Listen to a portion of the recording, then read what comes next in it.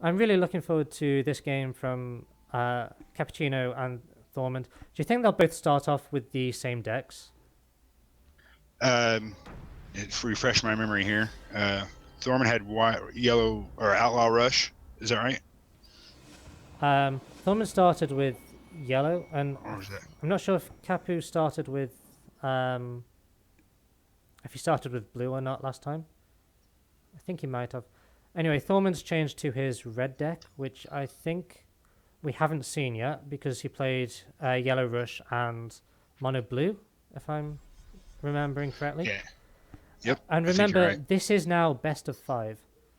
So if you're just tuning in, we are now on the semi-finals. Um, both players have had to build decks which are still eligible for the Pantheon format, but decks are only allowed to have epic and rare cards, and also they have to contain at least 5 structures. So Cappuccino starts with the Ludwan. Pretty standard opening, I think. And do you think he should make a blue here just so he can use Sunken Tower? Yeah, I would want to get second tower on board. Because if he has Sunken Tower, oh, he can't quite get his opponent's well yet. Thorman decides to go towards the Ludwan, which I think is a very smart thing to do. Takes 1 proc off the Sunken Tower, sets up Ludwan to die to either Flame Burst or Firestorm. This seems like a very strong play with the Ground Shaker. Also, sticking a 5/6 on board is quite nice. Yeah, Thorman's out to a great start here. Yeah. Do you think Cappuccino will go for Herald Unbound or just play Battletoads? Or just play Herald? Playing the Herald and then moving away the Ground Shaker. Yeah, he kind of sets those decisions back a turn or two. Yeah. So Unbound is going to be really. I think unbounding 6 drops is going to be quite a theme that we should expect to see quite often. Herald is a common. Did he get? Oh, Herald he got from Spellwell, right? Sunken Spellwell, yeah. Yeah, so that's probably quite a nice pickup knowing that he has Unbound in hand. Yeah. He also got Battletoads off of it too, so not too shabby. Pretty good Spellwell. And now he gets a 5-cost Phantasm. Wait a minute. It's 5 cost because he played the Herald. Oh yeah, okay. Thormond making lands towards the wells on the left-hand side. To try and just get a double collector because it looks like Cappuccino is like fully focused on this side. Do you think Thormond should have moved away with the Ground Shaker just to play around Banquet a little bit? Yeah. I mean, you could definitely make a case for that for sure. I think it depends really on what you value, but I think unfortunate Unbound.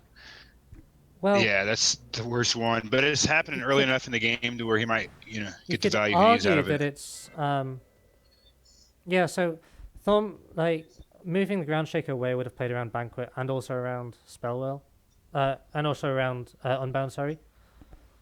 So I guess it wouldn't have played around Banquet so much, but yeah, because of the second tower. I think this runing is going to be pretty huge because it's happened so early in the game, and because it happened so early in the game. Because he's up against red as well. Red doesn't really. Red doesn't have transformation effects. It doesn't have great ways to deal with this. And this is the first legendary that we've seen today, right? Yeah, I believe so. Yeah. So what now? What's Thorman's game plan now? He has 2 options. One is to set up a red tile and just get Lord of Terror down somewhere. Oh, maybe not. I thought that we'd be more likely to see him draw cards. I guess he wants to get the Axe Grinder spot.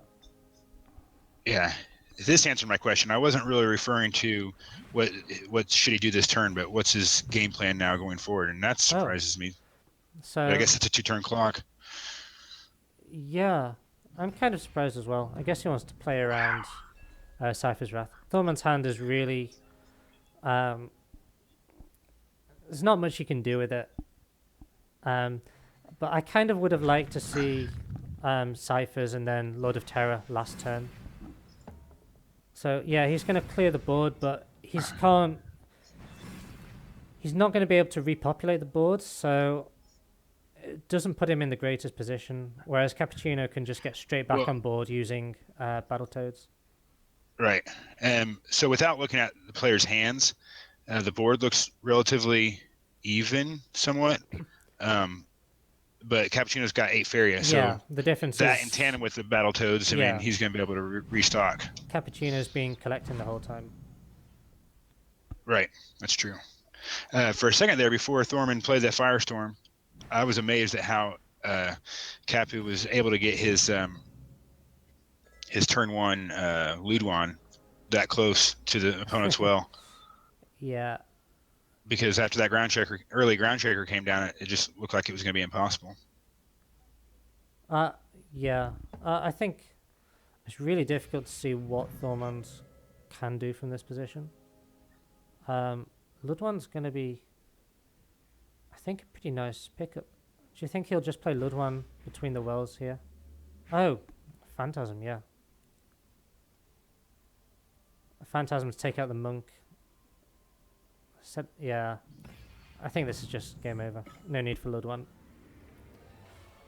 And right on cue, Thormond hears you. I just see Ludwan and I just want to drop it immediately. I have no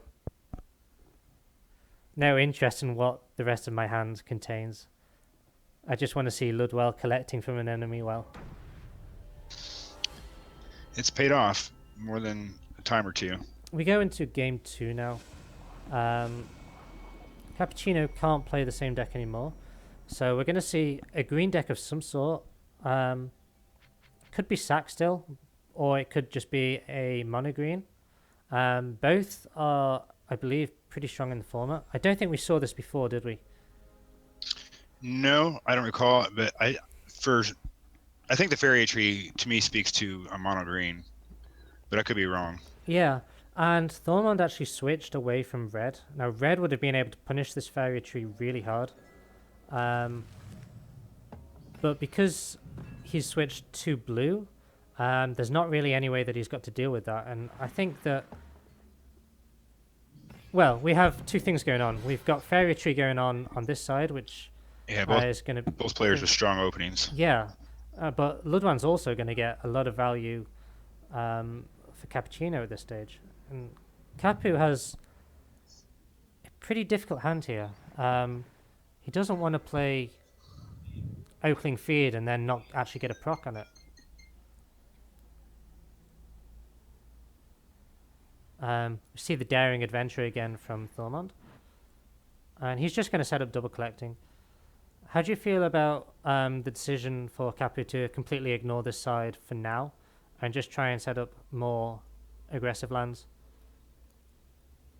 Well, with his hand, he doesn't have much of a choice as far as what to do right now. So he's thinking long term, and he's also about ready to proc his Fairy Tree.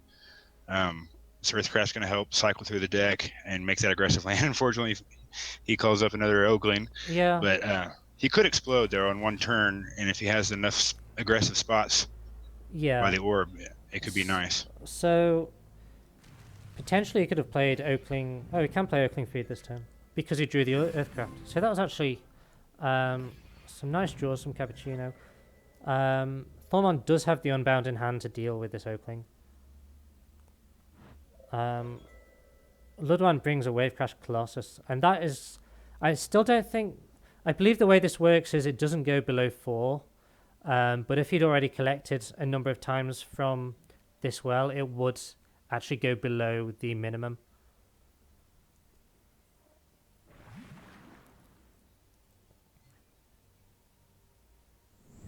Oakfather's not the worst one for Cappuccino to get, but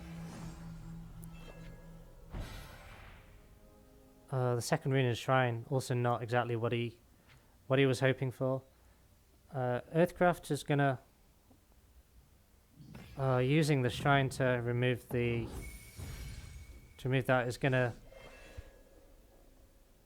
it's not going to be something that he's too happy about. So Thormond can actually use Shifting Tide here to just deal the last damage on the shrine. And that looks like what he's going to do. It's a heads-up play. Could potentially have played Daring Adventurer on that side just to provide some backup. The tree is going to pop. Okay, so instead he plays Kingsguard, which also makes sense. Fairy's probably going to be quite a nice one because he has access to Earthcraft. And he can also draw. Looks like instead he's going to go for... Okay, making a lake in the center. He's not too unhappy about it being a 1-1 because, as we've touched upon before, blue isn't really going to be able to deal with this unless they're running something like Yak Attack. And the fairy now is going to be in a position where it can actually contest Ludwan if it chooses to collect. But he will have to draw something like a Runin's Command.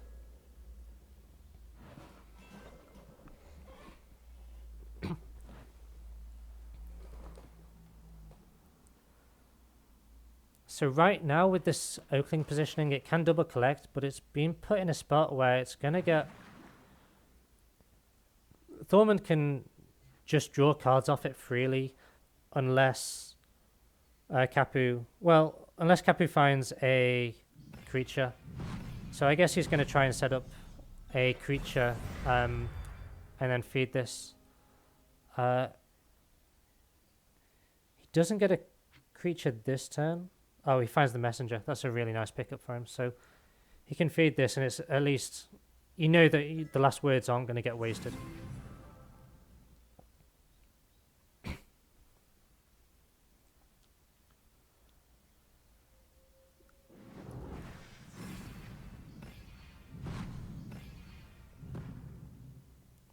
I really like this positioning of the Runin's Messenger.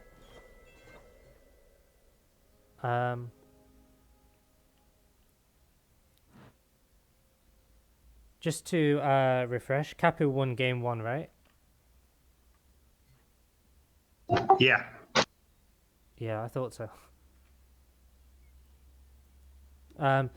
So I really like the positioning of the messenger. It just kind of blocks off everything that Thormond's going to want to do here. He can still set up a land and maybe play Queen's Guard next to this Flower Silk Fairy. Or he just trades everything in. This is perfectly acceptable as well. Using the Unbound on the Runin's Messenger, that makes a lot of sense. And yeah, Gabian Warden, Ruby Fish, not the best pickups that he could have had from Ludwan, but they're all just going to be annoying minions on the board that green has to deal with, and this is the sort of thing that green kind of struggles with from time to time. Yeah, because they don't have any reach. The Runin Shrine's going to add a nice element, but yeah, and we see another Oak Father from this from the Unbound. So yeah, whatever format you make, Unbound is still an amazing card. Our enchantment here is going to be really huge. Again from Ludwan. Ludwan, we've seen already a lot of people playing Ludwan and making use of it, and it just seems to be kind of one of the strongest cards in the format, particularly because you're incentivized to play stuff like the Sunken Towers. And we get a 6/6 Daring Adventurer as well. So Cappu is going to concede this one. So Thormond evens things up, and we're going to go into game 3.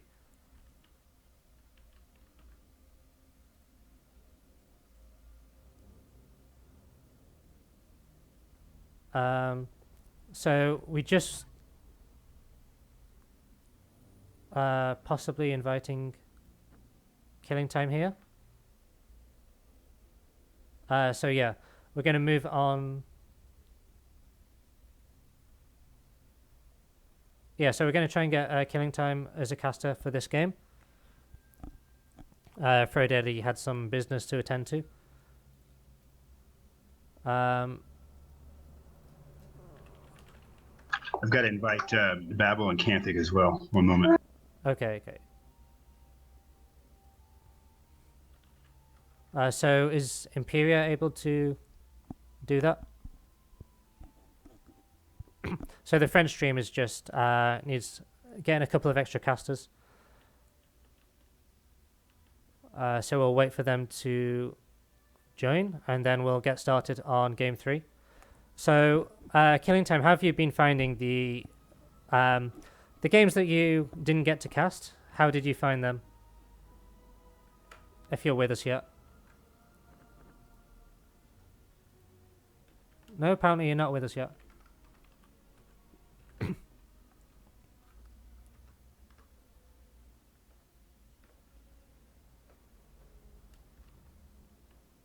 So we're currently at 1-1 in this game. And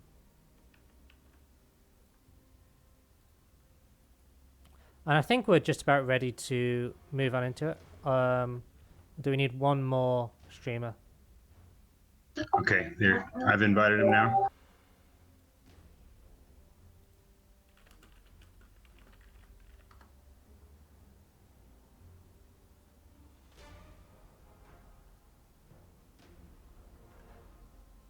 Right, so I think Killing Time has just joined us. Yeah, I have.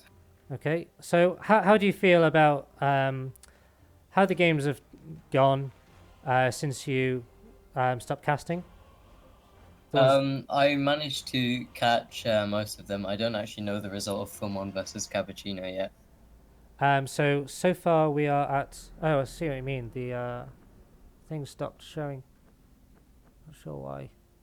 Okay, all the spectators are here. Yeah, so right now we're 1-1 between Thormond and Cappuccino. Right, okay. Thormond still has his red deck and his yellow rush deck, whilst Capu still has, I think, the mono red deck and the green kind of mid-rangey deck. Yeah. So really interesting to see what they go for now. Thormond's got to try and dodge the green deck with his red one. So he's gone for a yellow rush in this game. Yeah, we saw this in versus Modern. Yeah, we did. So as well as having quite a lot of rush things, it's also running archers, and I assume it's also running the Sagittarius. Yeah, So I believe we saw it as well. Maybe it's not a pure rush deck, it's just the hand that he got dealt turned out to be very aggressive, so he went with it. I think the King's Faithful, I mean, it sort of marks it out as a rush deck. Yeah. Yeah. So Capu with the double flower silk opening. Yeah. And either this is going to be amazing, or it's just going to get completely picked off by a Windstorm Archer. Unless Thormond decides to just go for an Outland Ranger or a King's Faithful in front of them. But he could be greedy and choose to play maybe King's Faithful and Archer, and that will contest both of them and also block the Flower Silk from moving forwards. It'll also protect the Archer. Yeah. So that's the play that he goes for. Ooh. Wow, we see Plague Bearer in Cappuccino's deck. That could actually be really strong here if you just look at this board. I guess as he doesn't have access to the Falcon Dive, so maybe Plague Bearer is the next best thing. He goes for the draw and doesn't get it, so his fairies remain at 1-1. So now he's got to trade both of them into the King's Faithful, and then he can play the Plague Bearer now. If Thormond shoots, then it's gonna basically also trade with the Archer, which I think he'll still be fairly happy with, but maybe Maybe he's thinking he might be able to get more value with it because he's against yellow, which does tend to play a lot of smaller, like lower health creatures. Yeah. What do you think about that decision to draw just so you can attempt to get that buff on the fairy instead of making a land? He will have made his deck knowing exactly how many events he has, so he'll know exactly what sort of percentage chance he has of actually getting the proc off. And because it's probably something like, if he has, say, 12 cards in the deck, I think there's a very good chance that one of two draws will, in fact, find you an event. And then I think it would just be so strong that it would probably win him the game if he got that proc. So I think it's worth taking the risk on that opportunity, because you should have a fairly high chance if you've built your deck kind of in the right way, keeping this in mind. But unfortunately, he didn't get the proc, and now he's in a really sticky situation. So if you're Thormond, what do you do about this force? Because you haven't got the lands or the fairy for Nightmare, and you don't have it in your hand. He is sitting on a Deathwalker, so he might just decide to play Monk and then Deathwalker on the Monk. He's actually not going to. Oh, that. Yeah, the pings. 10-10 Zealous. I don't see a way that Cappuccino is going to be able to deal with that. So yeah, the Plague Bearer, like we said before, he waited on it to try and get a bit more value. It looks like he will be able to get quite a lot of value, but because he didn't play it earlier, the game has kind of snowballed, and now Thormond's been able to get a lot of procs for his Zealous Crusader, which he might not have previously been able to do. So yeah, I like this decision to not even bother trying to deal with the 7/7. But I guess it helped that he drew. He drew the Zealous. Yeah, I think it's going to come down as a 14-14, and there's no Capu could body block a turn. Yeah, but that would be about all he can do. So I think that's going to be game to Thormond. Yeah, it's difficult to see anything that Capu can do. I mean, he can play a Ruin Shrine. Maybe he gets, I don't know, maybe if he can somehow find a way to get a trade in and a block with his Vajoran Force, then I don't know. Yeah, but it doesn't look even slightly possible.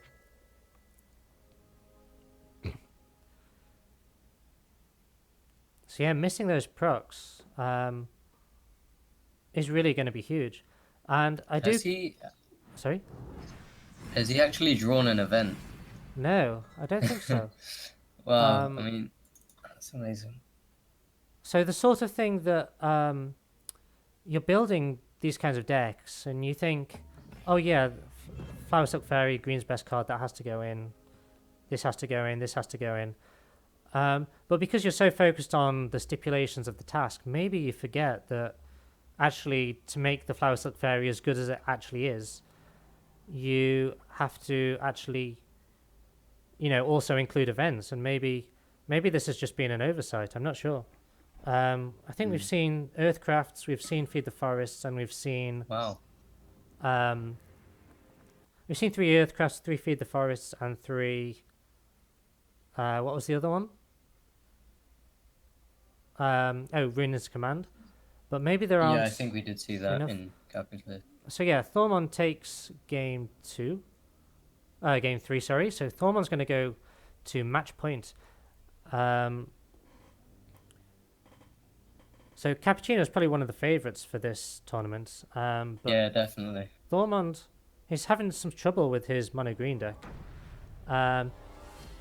However, Thormond has a red deck left, and this is where the green deck should be strongest. So maybe Cappuccino isn't too worried about losing that game because he knows that he's still got to run into the red deck. And then I think I can't remember what he's already got through with. I think it was the blue deck. So it'll be a red mirror to finish things off. So maybe he's still... Because we're playing Conquest rather than Last Hero Standing, I think he's not... It's not such a horrible thing to be behind because you know exactly what you have to beat. Yeah. I mean, I think Conquest is a really interesting format, and it was kind of nice to have a tournament which was slightly different to the Last Hero Standing. Yeah. Sorry, yeah. Yeah, I think it kind of changes how you think about your deck building as well. So if you know everyone's playing some sort of blue list, then you can really target all three of your decks to be good against that blue list. From the looks of it, blue is the strongest deck in this format anyway. Yeah. So it's difficult to target it, but maybe you can kind of target red a little bit with some of your tech choices. And maybe that's what Cappuccino's doing, bringing this mono green list rather than the sack list that a couple of other people have brought. Yeah, I think it's these sort of big bodies that you need versus red, and sack. It was maybe a bit inconsistent with its bodies, whereas green is just that's obviously the core strategy of green. Just get those big bodies down. So, what do you think the strategy is here for Cappuccino? He's putting down the Oakling, but he doesn't really want the buff on the Colossus because it's so far away from actually getting the proc. Yeah, have we actually seen him play the Colossus? No, not yet. And this hand is, again, really bad, so maybe he has to just feed the Oakling here, and he's still not going to be in a spot where he can play the Colossus. So maybe he just feeds the Oakling and hopes that it lands on the other Oakling so he actually has something which contests. Yeah, this is a really rough spot for Cappuccino. Yeah, I mean, he's not drawing into the creatures that he needs, like Verdure and maybe he's not playing Shrine. Ethereal Golem. Now, interesting thing about the Shrine is it's not going to protect the Fairy Tree. He does win the 50-50, so now this contests really nicely. If the +5/+5 buff went on the Primeval Colossus, then I think that was game over. But this Oakling is going to be able to make some nice trades, and then maybe he can play the Shrine as well. So he's actually back in the game because that buff went on the correct minion. Yeah. I mean, he could even have traded the Oakling into the Shaker, hoped it landed on his other Oakling, feeded that, and then he could play Colossus as a big body. But, I mean, the buff on it was good enough. Interesting, he decides not to protect his Oakling here and to play the Messenger instead. Playing the Shrine potentially could have been stronger. Now it's guaranteed that this buff goes on the Primeval Colossus and he's so far behind. Whereas the Shrine, I think, would have left him in a pretty good position overall. Yeah, I mean, it's looking really dire for him at the moment now.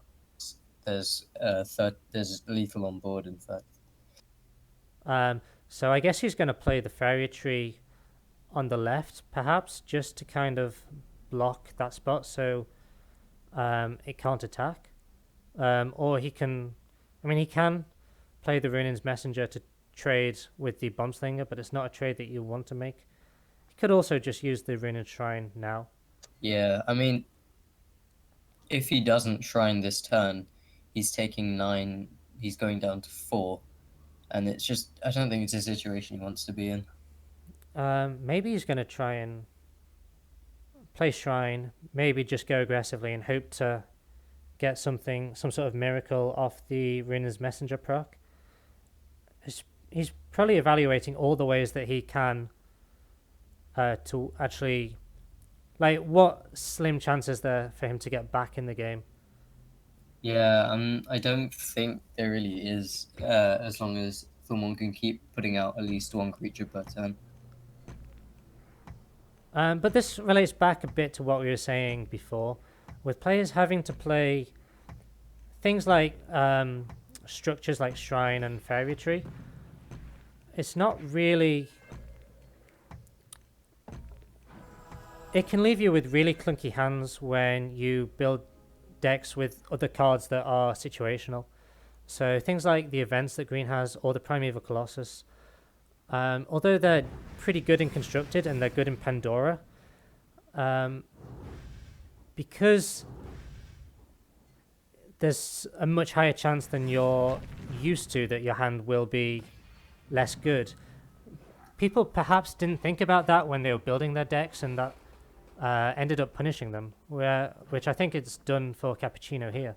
So Thormond actually takes this game 3-1. Yeah, and he's got into the finals now. And yeah, he qualifies for the final.